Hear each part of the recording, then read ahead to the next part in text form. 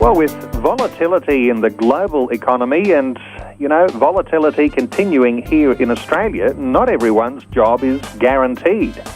And so with the potential for losing your job, for potential going through all sorts of disappointments, why don't we talk about those sorts of issues from a financial perspective? Gavin Martin from Cornerstone Wealth is back with us. Hello, Gavin. Welcome back to 2020. G'day, Neil. Great to be with you. Gavin, when stuff goes wrong, things go bad, maybe it's a job loss or some sort of financial loss, it's really a tough time to deal with when you are faced with that sort of crisis. Yes, it's really tough on many fronts, and it might be a job loss, or it might be missing out on a job, or it might be a business opportunity that's not gone well and ends up being financially not as good as you would had wanted it to be, or actually financially challenging. You can get caught up in a grieving process that's similar to the loss of somebody, and so there's generally sort of 5 steps in that grieving process that if you can understand a little bit about that, then it can actually mean you'll be able to cope with that process a little bit better. Sometimes when we lose a loved one, we talk about grief and loss and how to deal with that. What you're saying is that something similar happens when we face a financial crisis. We have to be able to deal with grief and loss. Yes, exactly. The first step in that process, in the standard grieving process, is often denial and isolation. So you'll try to actually just remove yourself from it and not deal with it at all, hide.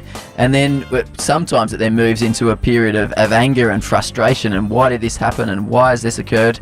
And that occurs whether it would be a loss of somebody, or it might be a terminal illness, but it can also happen when we miss out on that job, or we lose our job, or a business venture doesn't go right. So we just need to be aware of those things. Importantly, separate our financial situation from who we are to a degree, so that we don't get caught up on the fact that always that our financial position is going to be a reflecting of the blessing or not in our life. I think it was Larry Burkett who actually came up with the phrase that the amount of resources and money that we have is not a reflection of the blessing in our life, but a reflection of God's plan for our life. So you can actually use your circumstances, whether you have a lot of resources and a lot of money, or whether you have a little a bit, or it's being cut back. You can use those, or God might be using those circumstances to direct your life in a particular way. Continuing on the reaction side of things, from a pastoral point of view, oftentimes when someone loses a loved one, or goes through that sort of crisis of someone who they love dies, they'll often get to the point through their grieving process where they'll actually blame God. What you're saying is, when it comes to these financial losses, business failures and things like that, you could blame God, but on the other hand, you need to be able to see through those what God might be doing.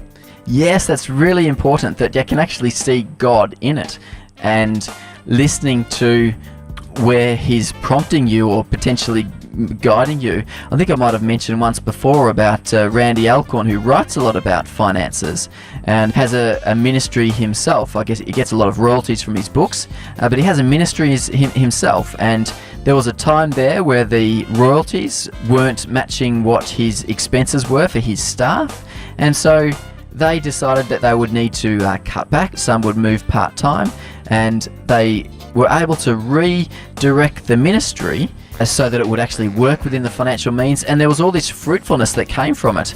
There were these other opportunities that were able to occur, and so it's an example, I guess, at that level, but can also work within an individual or family level, of God redirecting us. And I guess we need to be prompted and see that finances is sometimes the method that is used to redirect us. Are you saying, Gavin, that sometimes when those crises hit, that we actually wouldn't be able to see the opportunities that God is opening up for us if we weren't actually absorbed in struggling through the crisis? Yeah, exactly. I guess losing a job is a classic example, and we often hear about it. It's really challenging at the time. There are so many anecdotal stories of once that has happened, people have seen that as just a launching pad to this new career, this change in focus, which has just led them to this whole new level that they had not experienced before. So I guess there's the sunshine after the rain type story. You know, I was talking to the author of a book a little while back. The book's called The Pain Book. It was Dr. Philip Siddle, and he was expressing something very interesting about hope. For people who suffer chronic pain, he was saying that if you have a Christian faith, if you have a belief in God, there's something within you that brings hope, that helps you deal with that better than someone who doesn't have that faith in God. It seems to me that aligns very closely with what you're talking about when you're saying let's try and get back on our feet, see the circumstances, appreciate that God is actually opening new opportunities here, and our faith in Him actually will help things to go more smoothly. Exactly. It might not feel very good at the time, but the longer term outcomes are definitely, He's in control. He will direct things, and if you just listen to those, then exactly, it will. There will be a path there for you. And I guess that relates to that verse in Jeremiah 29:11 that is so often quoted, but such a comfort for people in those circumstances, where it says that, "For I know the plans I have for you, says the Lord. They are plans for good and not for disaster, to give you a future and a hope." And I guess it relates to what that author was talking about, really, that hope that we have. It almost sounds as though we're not talking about finances today, because we're talking about all of these other issues, but they all affect us, don't they, when we're talking about the financial situation we find ourselves in. Whether it's a tragedy or whether it's not so bad, you'll be able to put it into context, and it helps you to deal with your disappointment when you know that God is over the things that are happening in our lives. Yes, and I guess why it relates to finances, but often it is finances that can cause the disappointment, and just understanding that that's an integral part of life, and don't miss the opportunity that it can have in leading you in a particular path. Well, change is likely to happen in our lives. If it doesn't happen this month or this year, it'll come next year or the year after. And being prepared for that's important, and appreciating deal with disappointment or crisis when it comes is an integral part of dealing with our finances. Gavin Martin is a financial advisor. He's the principal at Cornerstone Wealth. Offices there in Melbourne and in Sydney, but there is a website that Gavin has where you can access